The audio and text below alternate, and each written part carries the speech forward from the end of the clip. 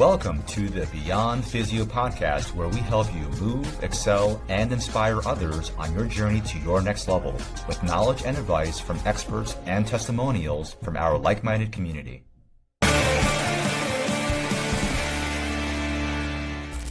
Dave, hey. It's been a while since I saw you last, which is a good thing. Yeah, it is a good thing. Yeah. And what today I want to do, actually, I want to share your journey with us because you came in for your low back pain first, and that was a funny story. And then later on, you came in for your hip. But what I really want to dive into is that you're not here, or you weren't coming to physical therapy just for yourself, because you have some loved ones in your life that you have to also be taking care of as you're getting younger. And there's a lot of motivation behind why you want to become the best version of yourselves. Before I start there, let's go into your background. You're a structural engineer. You want to go into that a little bit? Yeah, sure. I'm a retired structural engineer. That's right. That's a good thing. And mostly a sedentary career, as you might imagine, sitting at a desk.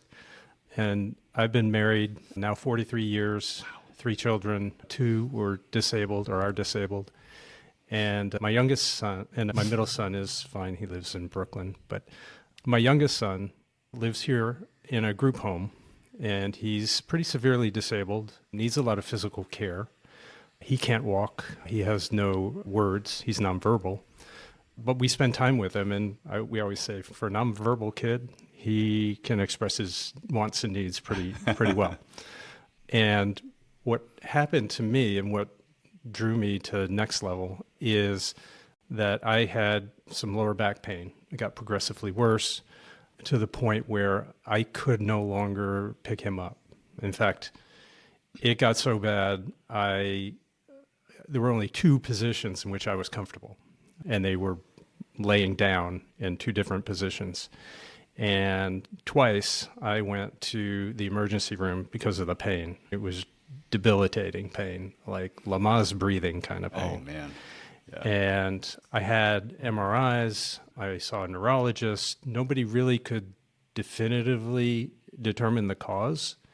And so the treatment was drugs. And the drugs weren't even that effective for me. Lidocaine patches and pain medication. And I really didn't like that. But on my second trip to the emergency room, as I was being checked out after they decided they couldn't do anything, the nurse said, if you want to try physical therapy, I know this great place, Next Level Physio. It's crazy. She gave me the information. She gave me the phone number. I called the next day, and then I got to meet you. Yeah. And I remember our first day very clearly and vividly, David, because you came in and you had said, I know we have to talk, but I have to lie down. So there I was, like taking notes as you were lying on your side there. And the other thing I remember about our first visit was that it was like, I asked you what you want to get back to, and you said golf was very important for you and your wife, and it's something that you guys do to bond and whatnot, and it was a great activity. And so I said, once we get you back, you're going to be gone in no time. And you kind of laughed and said, I can't even stand right now, let alone pick up my son. I don't know how I'm going to get back to swinging golf. Swinging a golf club, exactly.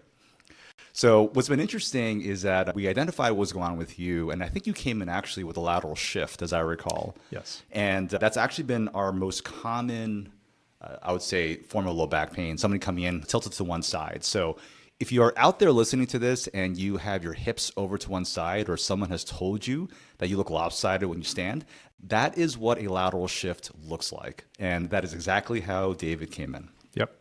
And I didn't realize it because it was just naturally like a position that I could get into that was less painful. Yes.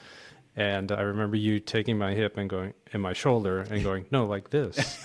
And I'm like, yeah, okay, we'll get there. And you thought it was like, oh, it's really strange because it feels like I'm crooked when I straightened you out. Yeah, exactly. So David, your pain was centralized to the one side, and nothing, thankfully, you didn't have what's called radiculopathy, which is pain running down the back of your leg or down the front of the leg, which is great. So we knew that it was likely coming from a joint. And I think in your case, we decided it was the SI joint. And once we corrected a lot of those things in the first week or 2, I think we had some pretty good improvement pretty fast. Oh, the improvement was significant and almost immediate. I felt within probably a week and a half, 2 weeks, I could walk, I could sit comfortably. There were certain things that I wasn't able to do before that I could now do. Bending over, putting on socks was a really difficult thing. Yeah. And being able to just get back to those simple activities was mind-blowing for me. And I guess I was also impressed when I came in that you didn't just ask me about, like, where's your pain and what are we going to do about it? You wanted to talk about the goals. Like, aside from getting you pain-free, which we're going to do, where do you want to be?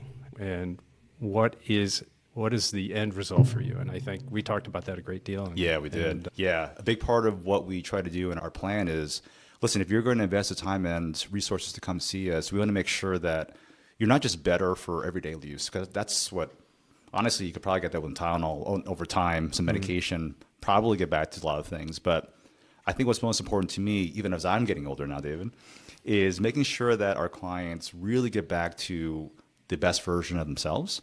And we'll talk about it in a minute, because you excited me by telling what you told me before. But also that I want to see them on a path to where they're even better than they were before. And that for me is exciting because it means that they have gone through our system, they've gone through a process. They're not only able to do the things they do every day, but now they can live their best life. And I think as we get older, one of the things that I often see is that people get resigned to, oh, I'm getting old now. Oh, I can't do those things. And that's actually not the case. And if we're looking to live a longer, more quality-driven life, we have to be doing the things and we have to be able to give the care that's going to allow our clients to get to that point where they're feeling they can get to that level of excellence. Yes. And I currently feel stronger than I have and more fit than I have in years. That's amazing. And it's thanks to you for a lot of pleasure. reasons. The motivation that your team gives to everyone that comes in. And I mean everyone on your team, from Karen, who makes the appointments, to, I forget the woman in New Jersey who handles the insurance. Oh, Yvonne. She is amazing when we had insurance issues. Yeah. And Megan and Brooke, Yeah.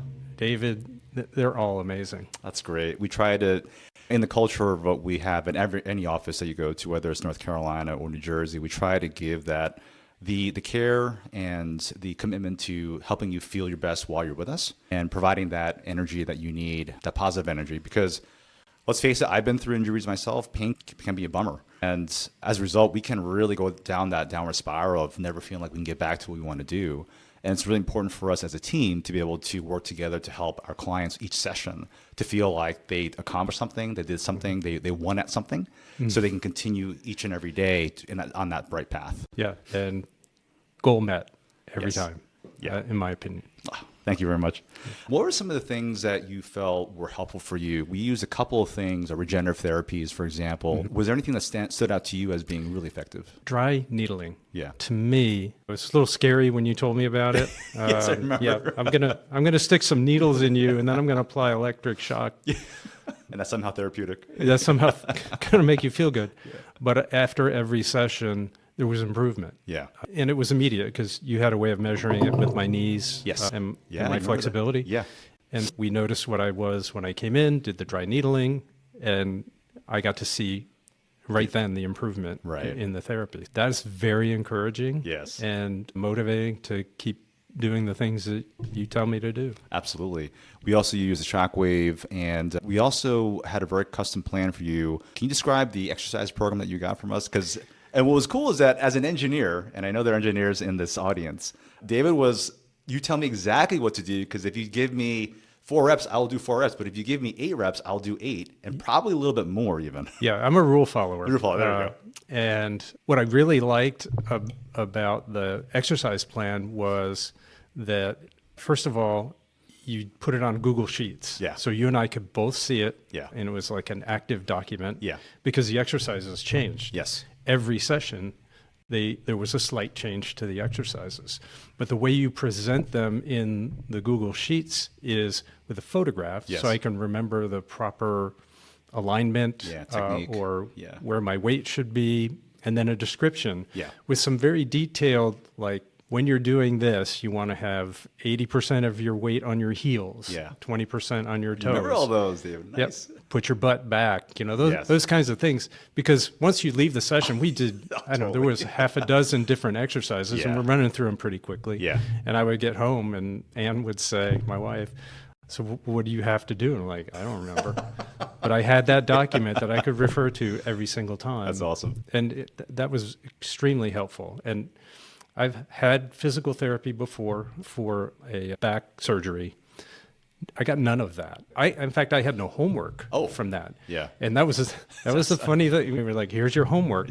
And I'm a good student. I'm going to do the homework. The therapy I had before, it was like only therapy while I was there and then nothing at home. Now, David, through your recovery, thankfully you progressed very quickly, which is great. Did you ever have any moments of maybe frustration or maybe doubt that you'd be able to get back to where you need to be?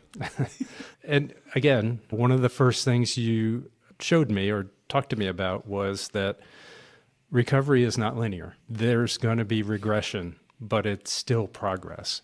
And you warned me, don't get discouraged. And there were times where I was doing exercises regularly, and then the next time I did them, there was pain. Yeah. Or I couldn't do it to the level I could before. And what you said is, that's fine. Do what you can, and we'll talk about it the next session. And that's how it worked. And my recovery, I started the therapy with you at the end of November, and you said, this might be 12 weeks. By about 6 weeks, I was asking you, can I swing a golf club? Exactly, yeah. So it was remarkable. It was amazing. And I'm sure your golf game has improved significantly since then, too. Oh, yeah, sure. I wish.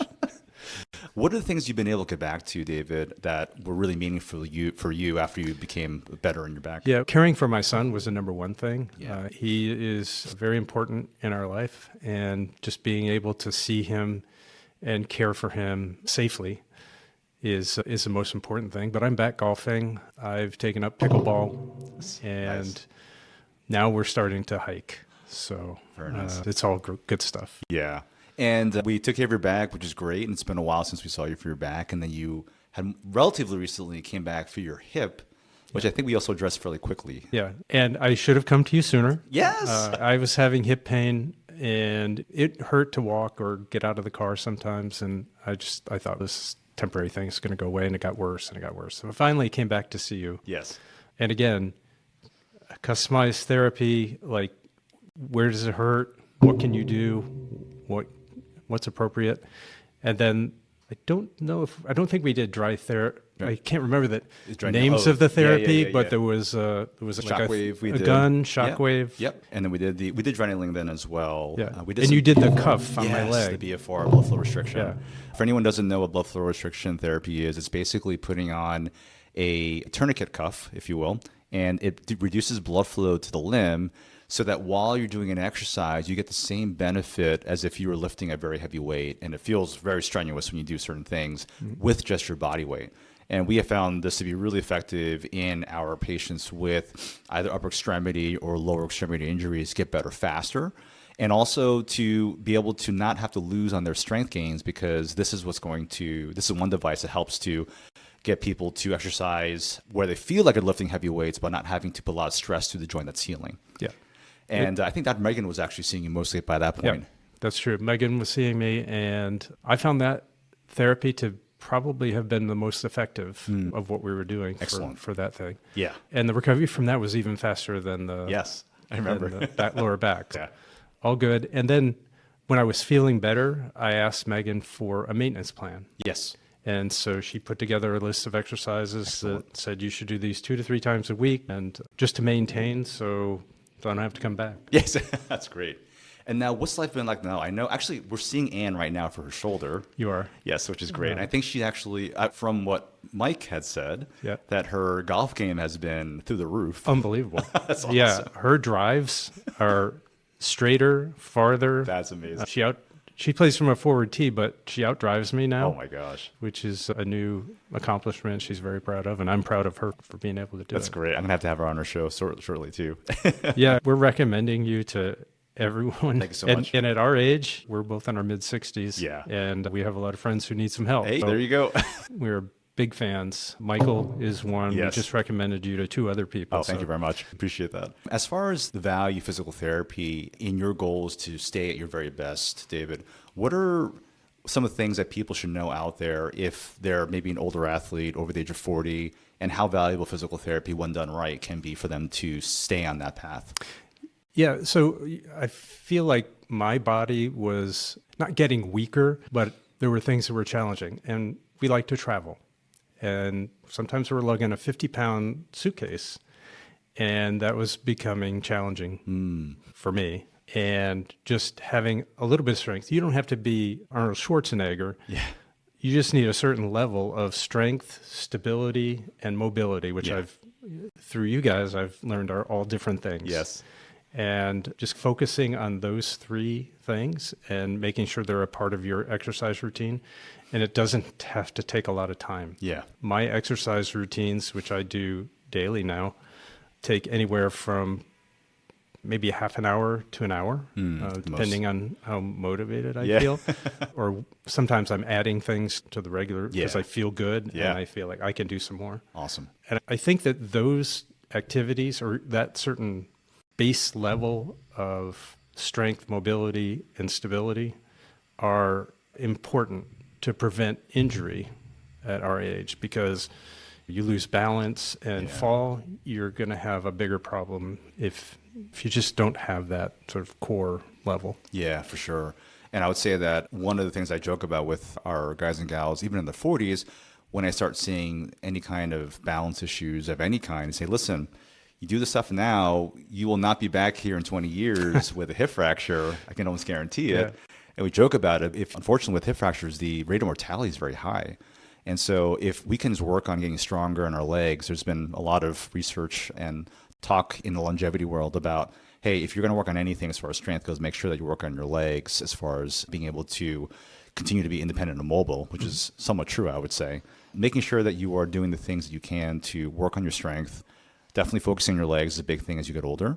But more importantly, I would say being consistent in your exercises. And Dave, I think the most important thing you've told me is that not only have you felt stronger than you ever have before, which is great, but you're also sticking with the program, and you yourself have been motivating yourself to continue on. I won't say I've been motivating myself. I would say you motivate. Oh, there you go. I read your emails Thank that you. you send, I think, a couple times a week maybe. Yeah. But one of them really spoke to me, and it was one in which you were talking about everybody has days where I really don't feel like doing this. And why am I doing this? And the line that you used that spoke to me was, change that attitude to, I get to do this, or I'm able to do this. And that really spoke to me because I have a younger brother who has an autoimmune disease, and there are things that he can't do. And the fact that I can do them, I do them for him. I think about him when I'm doing them, and that's very motivating for me. Oh, absolutely, yeah. That's great. It's amazing. It's funny, and I see my parents as they're getting older right now. And although, unfortunately, I love my parents dearly, I think fitness was a big part of their lives back in the day. And in a different way, they're my motivation too, where it's like I want to be strong for them in that sense, and I want to be able to do what they did not do in my age, so I can actually become a different person for my kids one day when they get older. Yeah. And so that motivation really, I think, can be drawn from different areas. I agree 100%. So now that we're retired, we want to travel more. And we've been told by a few people that 60s are your go-go years, 70s are your slow-go years, and 80s are your no-go years. And we're looking to extend that. Yes, I like that. I don't know, we don't feel 66. Yeah. So we want to be traveling well into our 70s. Oh, yeah. And the programs that you guys provide and the exercise that you recommend, I think, are going to help us get there. Oh, I'm really excited about that. Yeah. I can't wait to have this conversation another year. And We'll tell you all about our travels. Yeah, absolutely. Amazing. David, thank you so much. Before we go, if there's anyone who's on the fence about maybe seeking services at Next Level Physio, maybe they've tried physical therapy elsewhere, they've tried everything from chiro to injections, maybe even surgery, how would you maybe convince that person to consider us as an alternative option for them? I've had all of those, and the level of care is significantly different here. What you guys provide is very personalized and very targeted to the individual, and you're not just treating the problem, you're treating the person. And that's different. And just my experience in the two issues that I've seen you for, I don't think there's anybody that could do what you did for me. Thank you. That really very touching. I appreciate that. And it's better than drugs because drugs just hide the problem or mask it, or maybe it goes away for a little while, but it's not fixing it. Yeah. And the care that you provide fixes the problem. Dave, thank you so much for those kind words. Appreciate that. Oh, they're true words. Thank you. Dave, thank you so much for coming on our show, and I wish you and Ann the best. I'm looking forward to having Ann on the show, too, to talk about her shoulder. Sure. And good luck on your golf game, your pickleball game, and continue to be the amazing person that you are. Thank you. Thank you for everything you've done for me. My pleasure.